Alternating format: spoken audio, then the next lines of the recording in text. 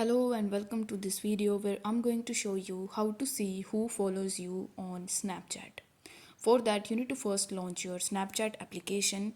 Then you need to tap on your profile icon in the top left hand corner. After that, you just have to scroll down a bit, and here you will be able to see the public profile option. So you need to tap on my public profile, and here you will be able to see the number of followers. So as you can see that currently I have 10 followers in my account.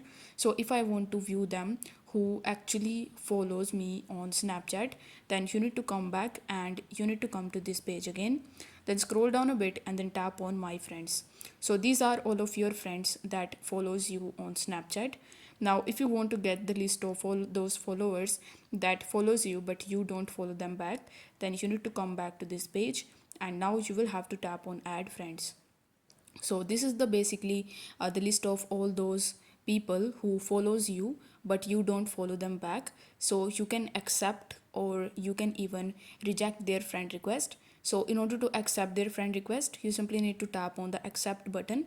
But if you want to reject their friend request, then you simply need to tap on the cross button and press the ignore button. So this is how you can easily see who follows you on Snapchat.